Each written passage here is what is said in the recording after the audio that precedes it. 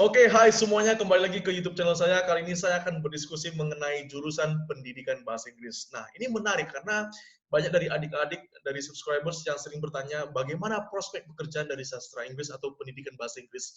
Sering sekali mereka berpikir ini mentoknya jadi guru, jadi penulis, atau jadi editor. Orang bahasa cuma mampunya di situ saja. Tidak bisa keluar ke zona yang lebih luas, ke zona yang lebih besar. Nah, ini akan menarik diskusinya karena saya berdiskusi dengan seorang yang bernama Miss Felicia Gunawan, yang kebetulan sekarang profesinya adalah sebagai Head of Corporate Branding di Sequis. Benar, Miss ya? Dan, Ya, betul. dan yang menariknya dulu beliau bukan di arena sana, dia punya permainan, tapi dulu S1-nya beliau adalah di pendidikan bahasa Inggris. Oke, langsung kita mulai. Ini adalah Miss Felicia Gunawan. Apa kabar, Miss? Hai, baik-baik, sehat, puji Tuhan. Sudah berapa lama, Miss, by the way, di Sequis, Miss? Saya di Sequis Live Juli ini 3 tahun. Juli ini Sudah, 3 tahun. oke, sudah 3 tahun nggak terasa, Miss ya? Oke. Cepat, Cepet cepat, banget. cepat. Oke, oke. Saya langsung tembak nih, Miss. Cepat aja dulu, Miss ya. Pertama adalah, Miss mengambil S1-nya adalah pendidikan bahasa Inggris, Miss ya.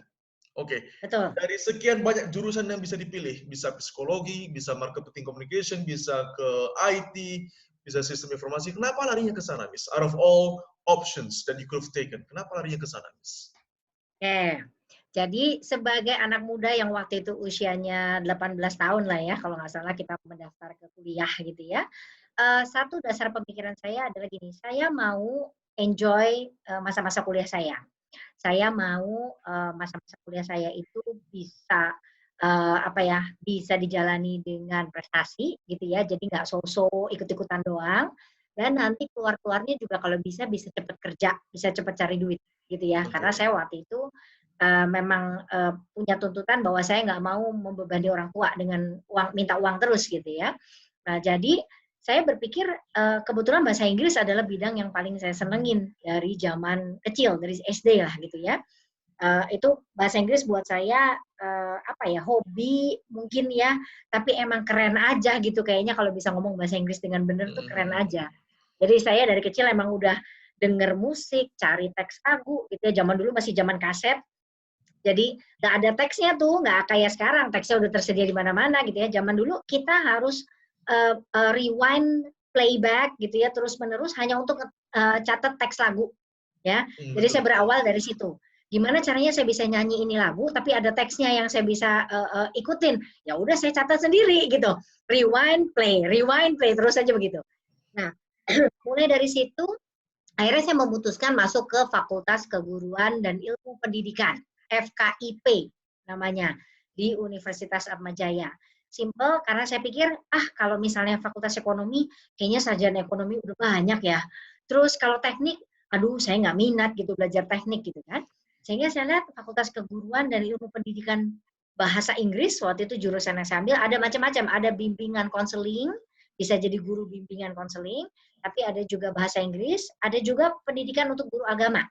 Sebetulnya ada. Tapi saya kenapa memilih bahasa Inggris dan kebetulan waktu itu ayah saya mendukung, karena dia bilang begini, kamu nanti paling tidak minimal sebagai seorang ibu nanti calon ibu kalau kamu sudah menikah, kamu bisa ajarkan anak kamu bahasa Inggris yang baik dan benar. Oke. Paling tidak, dia bilang gitu, kamu bisa jadi guru les buat sampingan. Kalau misalnya nih kita jadi ibu rumah tangga doang gitu ya, tapi masih bisa sampingan ngajarin orang di rumah. Oh ya betul juga, saya pikir pemikirannya. Ya sudah, itu semua yang akhirnya membuat saya mengambil keputusan untuk masuk ke FKIP. Oke, Gitu. berarti memang ketika Miss mengambil jurusan pendidikan bahasa Inggris, memvisualisasikan diri untuk menjadi seorang guru nantinya. Iya, minimal kalau misalnya saya tidak berkarir di bidang yang lain, minimal saya bisa bekerja sebagai seorang guru. Dan itu kan pekerjaan yang kita bisa mulai dari diri sendiri ya. Gitu. Oke, baik. Tapi kan kalau Self-employed. oke ya, tapi berbicara menjadi seorang guru bahasa Inggris, ada beberapa opsi lainnya sebenarnya yang bisa diambil oleh Miss Cica. Oh, by the way, nama panggilannya beliau adalah Miss Cica ya ini. Saya jadi manggilnya ke depannya Miss Cica, Miss Felicia Ya, Gunawan. ya. Bisa saja mengambil sastra Inggris, Miss. Sastra Inggris kan menjadikan kita menjadi seorang guru juga ketika lulus. Nah, yang membuat Miss memilih pendidikan bahasa Inggris dibandingkan oleh sastra Inggris itu apa dia punya faktor, Miss? Nah, jadi begini, saya ada perbedaan yang lumayan mendasar yang menjadi bahan pertimbangan saya waktu itu. Sastra Inggris itu basically kita akan menjadi profesornya bahasa lah, boleh dibilang gitu ya. Artinya kita akan diajari untuk mengupas sisi-sisi bahasa Inggris, baik dari sisi linguistiknya, fonetiknya, bahkan sejarahnya bahasa Inggris itu sendiri gitu ya. Dan itu menurut saya terlalu dalam. Kenapa? Karena saya mencari sesuatu yang lebih bisa applicable dan praktikal di dalam kehidupan nyata. Sementara kalau di FKIP, yang kalau sekarang sebetulnya sudah berubah di Universitas Atmajaya, sudah berubah menjadi FPB, Fakultas Pendidikan dan Bahasa, gitu ya. Nah, itu lebih mengajarkan, ada hal-hal yang tidak diajarkan di sastra bahasa Inggris, yaitu metode mengajar. Atau dulu SKS-nya dibilangnya method of teaching. Ya, method of teaching. Itu dan kemudian yang kedua adalah psikologi pendidikan. Nah, di situ kita diajarkan bagaimana caranya menghadapi orang lain, gitu ya. Pada saat kita mau mentransfer ilmu kita, pada saat kita mau mengajar orang lain tuh gimana metodenya yang tepat. Bagaimana caranya kalau misalnya mengajar anak-anak usia SD, SMP, SMA, itu tentu pendekatannya berbeda, gitu. Belum lagi ada teori-teori seperti communicative teaching, gitu ya. Nah, itu hal-hal yang saya rasakan sangat berguna banget, gitu. Sangat berguna banget. Gitu. Jadi ya itu yang membuat saya kan bukan yang menjadi profesor ahli pakar bahasa yang misalnya bagaimana gitu ya. Saya mau yang applicable gitu. Bisa langsung digunakan ilmunya, Miss ya. Betul. Berbicara mengenai kuliah jurusan pendidikan bahasa Inggris, proporsinya gimana, Miss? Apakah lebih banyak dibebankan pelajarannya untuk membekali diri sebagai pengajar atau lebih mendalami ilmu bahasa Inggris itu sendiri? 50-50 atau berapa proporsinya, Miss? 50-50. Bahkan sebetulnya di dalam salah satu SKS-nya itu ada yang namanya Business English.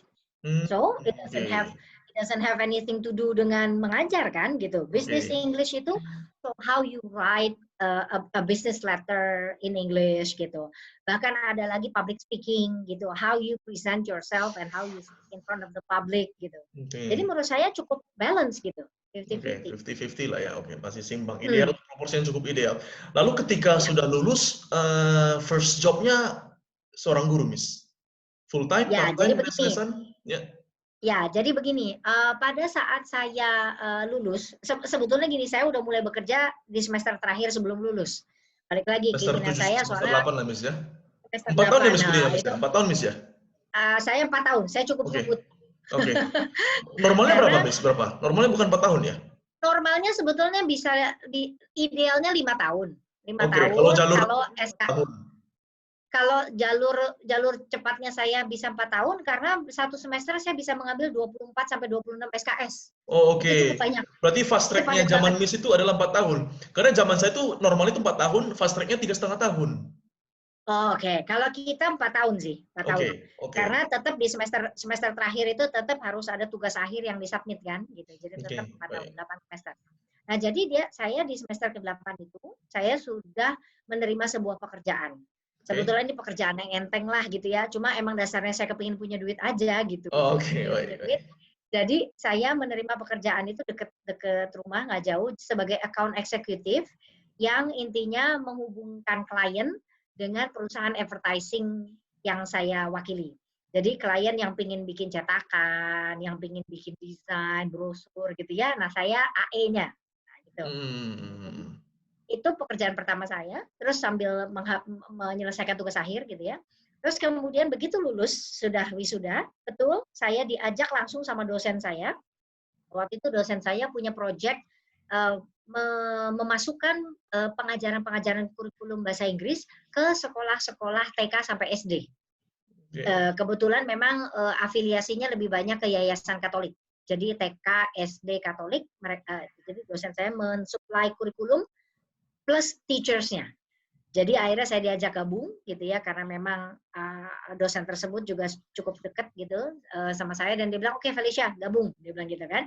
Oke, ya udah, akhirnya saya mengajar di situ, dan saya spend waktu itu kurang lebih kayaknya 1 tahun deh, 1 tahun saya mengajar gitu ya, campur ada SD, ada TK gitu ya, dan saya enjoying myself karena ya kita bikin kurikulum gitu. Maksudnya kita bikin kurikulum bareng, kita adaptasikan kalau kita ngomongnya ke anak TK bagaimana, ke SD gimana gitu ya. Terus learning by doing lah.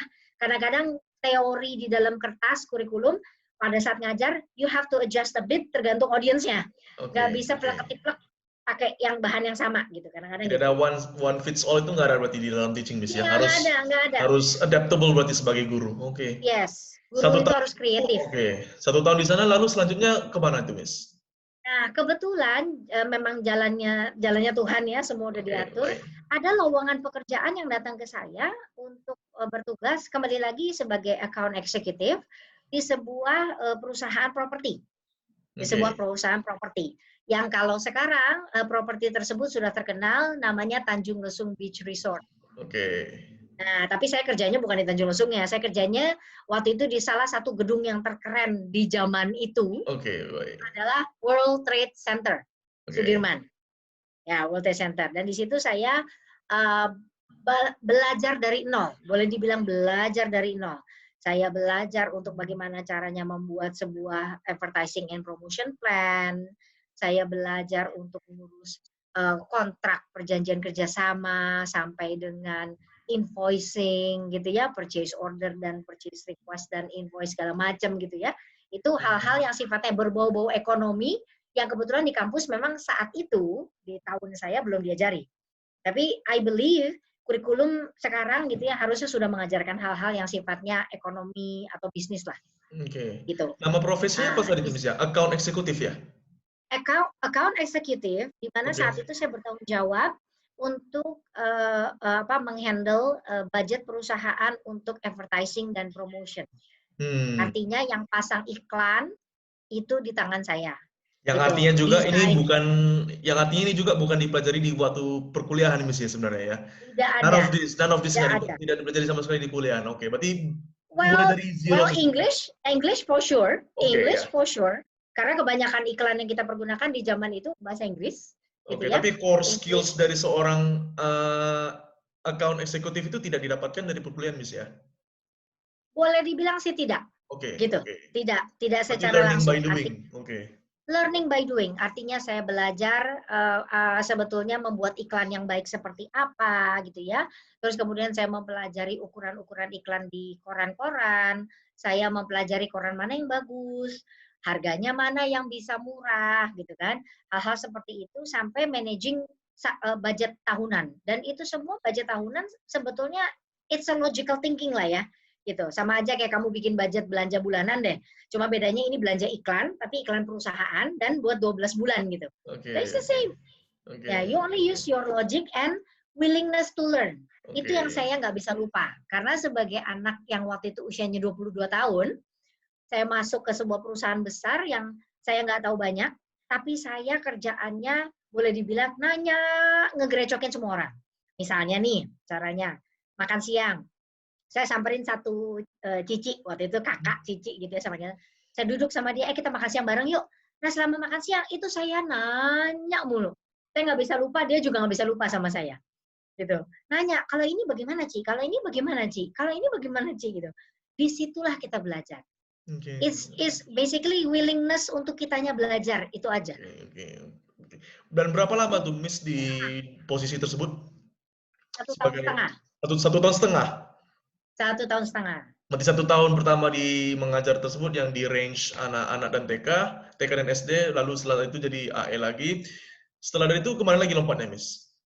Nah, kemudian nasib dan jalan membawa saya menemukan peluang. Waktu itu saya kepingin banget menjadi seorang PR, seorang public relations gitu ya. Sehingga di antara doa saya dan upaya saya untuk melamar, ternyata terjawab.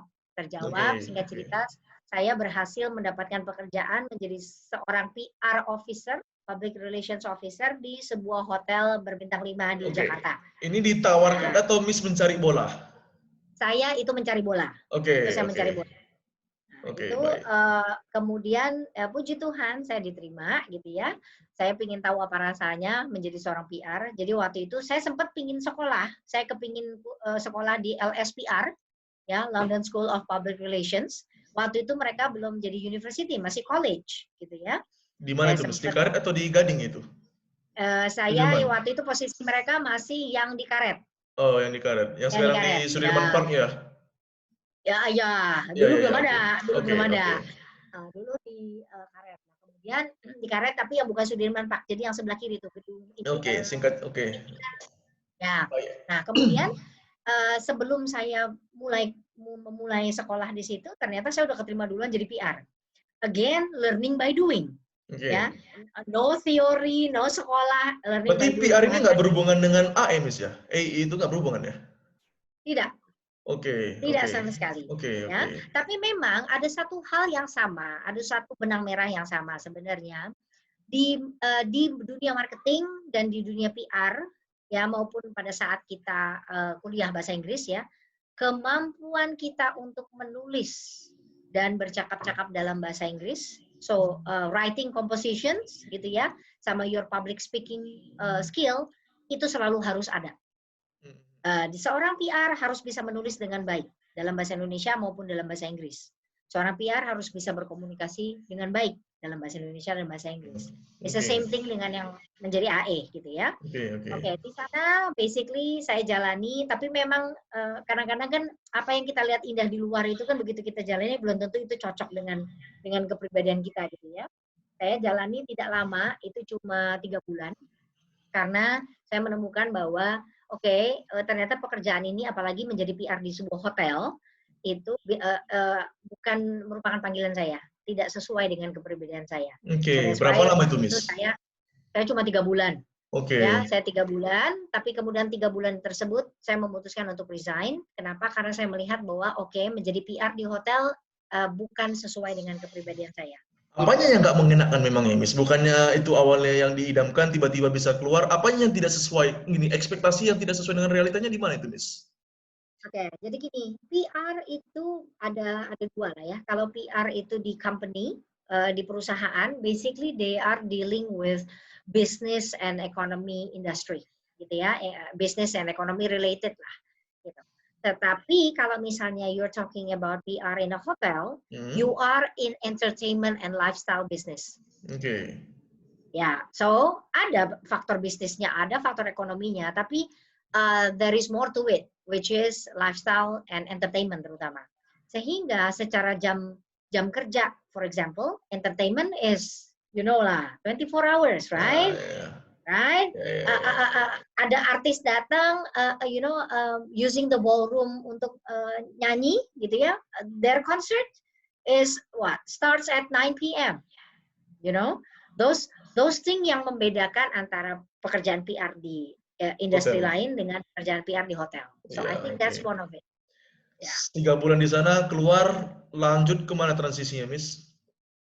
Akhirnya balik lagi waktu itu bertemu dengan teman pada saat makan siang, gitu ya. Saya Oke. juga bingung gimana ceritanya. Tahu-tahu mereka bilang, kamu kan dulu punya background marketing juga ya, terus Inggrisnya bagus ya. Selalu mereka tekankan gitu, Inggrisnya bagus. Jadi kemudian mereka bilang, kenapa lu nggak coba ngelamar aja nih ke perusahaan multinational company. Jadi waktu itu saya mencoba untuk memasukkan CV atas reference gitu, jadi referensi bukan melamar buta gitu, tapi Oke, atas iya, iya, iya. referensi ke Mead Johnson. It's called Mead Johnson Nutritionals. Jadi mungkin kalau buat orang yang sudah punya anak lebih tahu, itu susunya Enfagrow. Di Oke. zaman dahulu itu terkenal susu Sustagen dan Enfagro. Kalau Oke. untuk yang bayinya itu Enfamil dan Enfapro. Ya, Oke. itu adalah perusahaan nutrition ya dari Amerika, base di Amerika, perusahaan nutrition, dan mereka sedang mencari orang yang waktu itu bertugas sebagai CRM manager. Sebetulnya awalnya CRM assistant manager, gitu. Tergantung kualitas orang yang mereka interview, istilahnya gitu. Dan thank God, singkat cerita waktu saya di interview, and they interviewed me in English. Oke. So again, benang merahnya adalah English conversation, right? They interviewed me in English, and they are quite impressed with me, and so yeah, I got accepted. And they said, you are actually the 12th candidate. You are the 12th candidate, and finally got accepted. Saya juga bilang, oh my God, thank God, gitu ya. Maksudnya ya kalau emang jalannya deh rezekinya. Gitu. Dan di situ saya, here I am, masuk sebagai CRM Assistant Manager. CRM, what does it stand for, Miss? Apa kepanjangannya? Customer Relationship Management. Oke. Dan ini gimana nih? Mulai dari nol lagi, Miss, atau gimana nih? Ya, jadi gini, sebetulnya tidak mulai dari nol. Artinya gini, Advertising and Promotion Foundation yang saya dapat di perusahaan sebelumnya, itu sudah membawa saya ke satu titik pengenalan terhadap dunia marketing. Sehingga waktu masuk sebagai Customer Relationship Management, itu merupakan salah satu subjek bagian dari marketing secara keseluruhan. Jadi kalau kita zaman now kita bicara integrated marketing communications, atau ada yang bilangnya 360 degree marketing gitu ya. CRM is one of it. Gitu. CRM is one of it. Jadi saya sudah belajar kemarin advertising promotionnya udah, sekarang PR-nya juga udah. PR is one of marketing. Terus kemudian sekarang di sini saya belajar menjadi CRM-nya. Jadi istilahnya boleh dibilang subjek kecilnya yang ketiga lah. Dan berapa lama itu, Miss, sebagai CRM di situ? Wah, itu lumayan lama. Saya di sana itu hampir 4 tahun. Ya. Paling lama di sini ya kayaknya ya? Enggak juga. Rata-rata saya kesini-sininya 3,5 tahun sih memang. Jadi ini boleh dibilang 3 tahun 7 bulan mungkin ya, sekitar itu. Saya di Mead Johnson ini. Dan sampai dengan saya mendapat jabatan terakhir saya, itu CRM Manager. Jadi saya dapat promosi selama 3 tahun itu menjadi CRM Manager. Lalu tiba-tiba sempat putus yang kemarin kalau nggak salah, gimana misalnya transisi dari sana sebelum masuk ke Principal di Rise itu, Rise ini setelah ini belum disebut ya? Sebetulnya masih ada dua lagi, sebelum dari Rise, berarti dua di antara itu masih ya? ada 2 karir lagi. Jadi dari Mead Johnson, kemudian saya melompat karirnya ke Bentul. Jadi Bentul adalah salah satu perusahaan rokok terbesar di Indonesia, gitu ya, salah satu perusahaan rokok terbesar di Indonesia. Dan saya di sana menjadi outdoor manager. Jadi artinya saya menghandle seluruh budget yang diberikan oleh perusahaan untuk memasang media luar ruang atau reklame. Reklame luar ruang, atau kalau kalian istilahnya billboard lah. Masih berhubungan lah, Miss, ya, dengan CRM, Miss, ya? Masih. Artinya bagaimana caranya saya mengetahui masyarakat yang ada di kota tersebut, kemudian di area tersebut, kemudian pada saat saya menyewa titik lokasi billboard, visual apa yang akan saya pasang. Gitu istilahnya waktu itu, karena kami memasarkan rokok apa yang sesuai dengan target market di area tersebut gitu. Jadi istilahnya ada faktor customer insight lah. Waktu kita menjual susu pun sama, harus berdasarkan customer insight. Dan di situ ada satu ilmu yang saya pelajarin juga, belajar yang namanya market research. Jadi kita belajar ngeliatin isinya market research itu seperti apa, bagaimana mentranslate hasil-hasil market research itu ke dalam bisnis, gitu ya. Terus analisa, belajar gitu ya. Yaudah kayak gitu. Sampai akhirnya di Bentul itu saya 3,5 tahun. Ya, kemudian Bentul sempat dibeli BAT, British American Tobacco, gitu ya, 1,5 tahun terakhir sebelum saya resign. Dan kemudian saya dapat peluang di Manulife. Nah, di Manulife ini perusahaan asuransi. Disinilah saya baru nyemplung di asuransi. Nah, jadi waktu saya masuk itu saya sudah menjadi AVP, ya, AVP Assistant Vice President levelnya. Kemudian title-nya sebetulnya Head of Branding dan Marketing Communications. Nah, di situ yang serunya. Di situ serunya. Kenapa? Karena kalau didengar dari title-nya kan ada branding, ada marketing, ada communications gitu ya. Artinya sejarah saya yang tadi saya sebutkan di belakang nyambung semua. Ilmu PR saya kepake, ilmu advertising promotion saya kepake, kemudian ilmu CRM saya juga waktu saya banyak bergelut dengan call center, banyak bergelut dengan customer gitu ya, itu kepake. Semua A to Z ilmunya dipakai pada saat saya nyemplung di Manulife. Ilmu pendidikan bahasa Inggrisnya paling kepake di area komunikasinya, Miss, ya? Paling kepake di dalam ilmu bahasa Inggrisnya adalah area komunikasi dan bisnis English ya. Plus satu lagi juga psikologi sih, psikologinya. Karena kan you are using your interpersonal skill to deal with people. So you sort of sort of understand lah, kira-kira ketemu orang ini bagaimana ngomongnya, ketemu orang begini bagaimana dealnya. Oke, oke, menarik. Setelah itu baru Miss yang kalau nggak salah sempat itu ya self-employed Miss ya, yang di rumah aja ya, jadi kayak consultant, bener ya Miss ya? Betul, betul. Oke, Ya oke. itu lebih karena panggilan ini ya, panggilan fungsi kita sebagai seorang ibu. Oke, baik, baik. Saya Itu berapa saya lama Miss juga ya? tidak pernah Heeh, heeh. saya tidak pernah terpikir bahwa saya berhenti bekerja, tapi Oke. kebetulan karena waktu itu ada tantangan di mana saya harus memilih untuk konsentrasi waktu saya berikan kepada anak saya yang kedua, atau saya masih terus berkarir di Manulife waktu itu, sehingga akhirnya ya singkat cerita saya memang harus memilih lah, biar gimana pun kan anak ini akan tumbuh oleh karena jasanya seorang ibu juga kan. Oke, Jadi oke. kalau perusahaan kan kita berikan jasanya, masa anak sendiri kita nggak berikan jasanya kita gitu.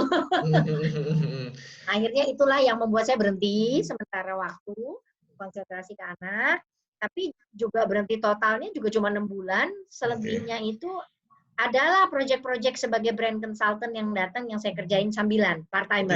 Berarti selama mengurus anak itu jadi brand consultant Miss ya? Tidak menjadi Iya. guru les-lesan Miss ya, yang direncanakan di awal Miss ya berarti ya? Oke. Ternyata Eee, tidak ya, ternyata Ternyata tidak. tidak ya? Mungkin lebih Gurunya anak menyenangkan, saya, mungkin bagi Miss jadi lebih gurunya anak menyenangkan, saya. iya, lebih exciting bagi Miss kali Miss ya? Mengurus-ngurus brand Mungkin begitu? karena ya mungkin karena dunia marketing itu dynamic ya. Dunia marketing itu sangat dynamic, challenge yang kamu hadapi setiap hari itu berbeda. Sehingga kayaknya tuh kepuasan tersendiri if you can overcome that challenge gitu ya. Kebahagiaan tersendiri kalau ngelihat ternyata iklan kita kena di masyarakat dan berhasil kayak gitu-gitu loh. Jadi Mhm. maybe that's it gitu ya. Sehingga saya menemukan passion saya di situ. Tapi ngajarnya tetap ngajarin anak sendiri. Karena saya sekarang dua-dua anak saya English-nya boleh dibilang I can proudly say excellent gitu, both of them gitu ya. Ya itu juga salah satu faktor di mana saya belajar mentransfer ilmu saya gimana ngajarin mereka gitu. Mereka Oke. murid-muridnya saya lah istilahnya. Oke, good, good, good. Lalu setelah itu langsung maju ke menjadi prinsipal di RISE selama 1,5 tahun dan setelah dari situ itu yang kedua terakhir Miss ya? Baru sekarang menjadi Head of Yes, Corporate Branding di Sequis. Oke, oke, menarik, betul. menarik. Tapi dulunya waktu mengambil jurusan tersebut berpikir nggak akan melalui ini semua jenjang karir seperti ini semua kebentuknya? Tidak, nggak terpikir sama sekali. Never occurred in my mind. Oke, I just want to work and earn money. oke. That's Dan it. dan saat I itu wanna hanya buy my berpikir own ya. car. Dan saat itu berpikir akan melakukannya dengan cara sebagai seorang guru, Miss, ya? Ya, yang terpikir saat itu ya seperti itu. Tapi Oke, ternyata di luar sana kemampuan English kita itu is going to be needed much more than that. oke, oke.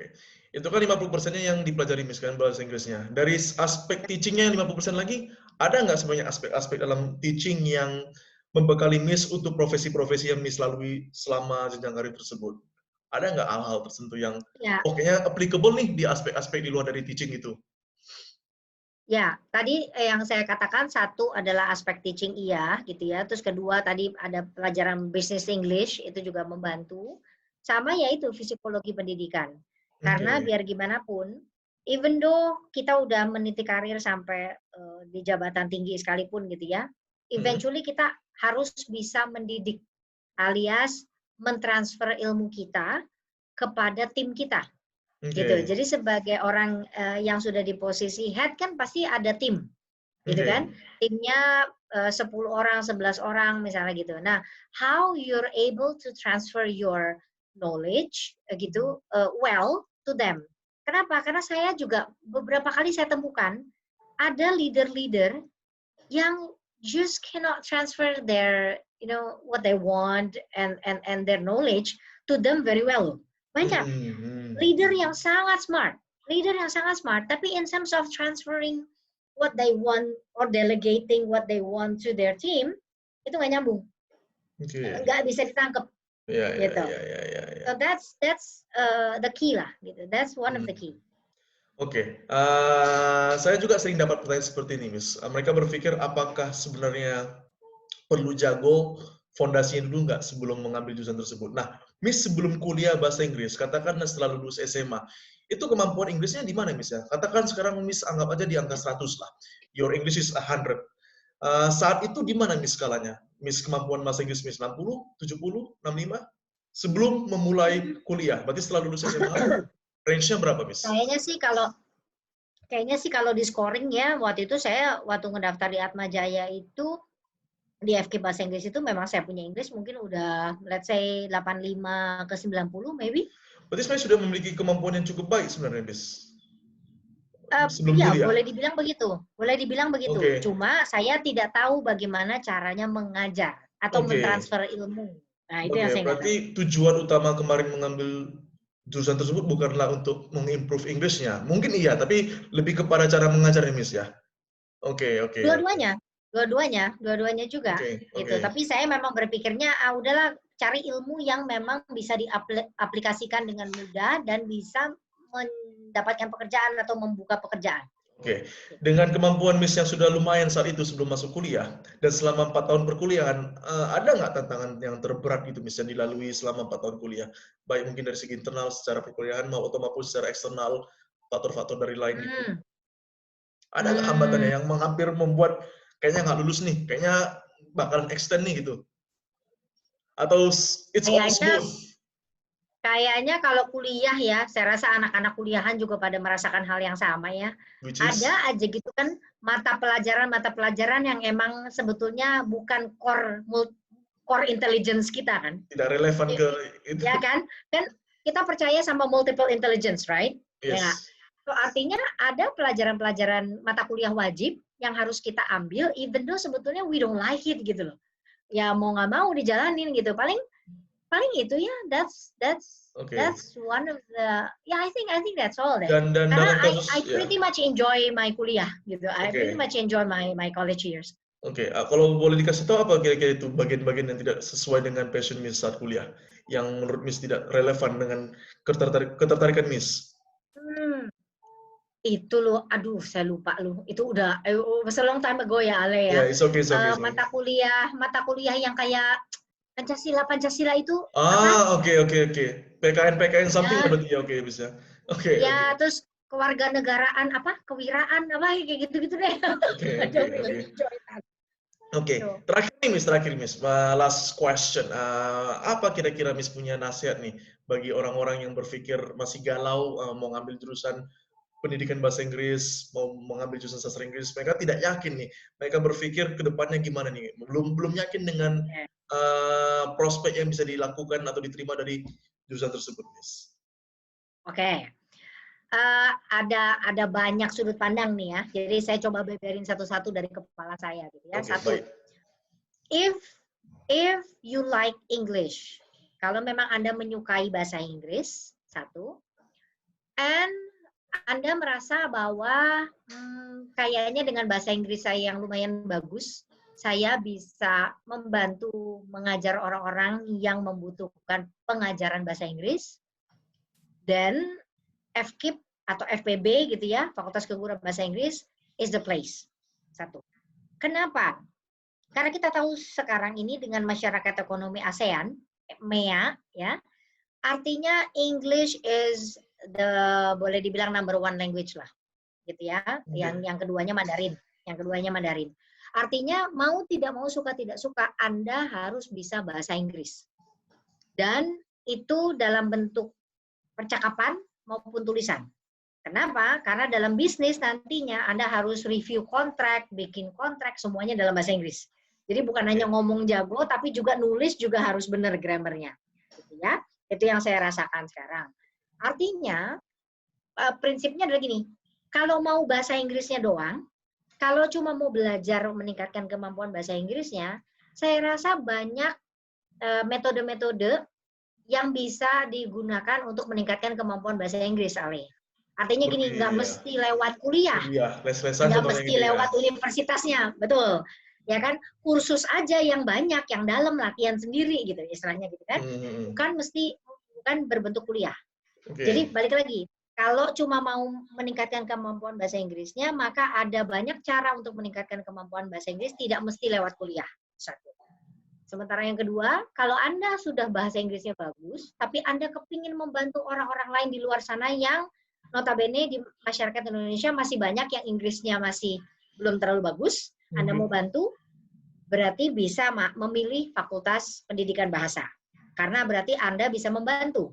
Kenapa? Karena tenaga kerja guru, ya staf guru saat ini, terutama guru yang mempunyai kapasitas atau kemampuan bahasa Inggris baik, itu sekarang masih sangat dibutuhkan. Dan untuk masyarakat Indonesia itu boleh dibilang masih langka, masih kekurangan. Kenapa? Kita bisa lihat banyak sekolah-sekolah berbahasa Inggris saat ini, international school atau bilingual school, yang meng-hire gurunya tapi bukan orang Indonesia. Right? Filipina, India, ada Singapura, right? Itu membuktikan bahwa tenaga guru bahasa Inggris dengan kemampuan bahasa Inggris di Indonesia ini masih relatif kekurangan. Masih kurang ya. Ya, masih kekurangan. Jadi artinya kalau Anda punya panggilan itu dan Fakultas Bahasa dan Pendidikan itu adalah opsinya gitu ya. Atau Anda seperti saya gitu. Hobi bahasa, emang seneng ngejalanin bahasa Inggris, terus juga kepingin ngambil kuliah yang nantinya bisa berguna, ya either itu sebagai ibu mengajarkan anaknya sendiri, atau berguna untuk apa aja, gitu. Untuk apa aja, tapi kita percaya, seperti pengalaman saya, toh pas keluar, nggak mesti jadi guru kok, gitu loh. Kata siapa, gitu. Ada satu teman saya lagi, yang sangat pinter, dan waktu itu saya sama dia, itu berlomba memperebutkan diskon uang semester. Jadi artinya waktu itu ada program kalau nilainya IP-nya 3,5 ke atas itu bisa dapat diskon. 3,5 diskon 10%, 3,75 ke atas diskonnya 25%. Lumayan kan? Gitu kan? Nah, teman saya ini sama pinternya, dia lebih banyak A-nya. Kadang-kadang kita saingan lomba-lomba dapetin A gitu ya, dapetin nilai E. Dia sekarang you know what? Dia menjadi HR, I think dia udah head of HR di hotel berbintang.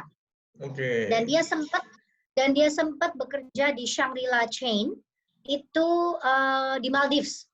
Wow. Shangri-La Chain di Maldives dan dia HR people-nya.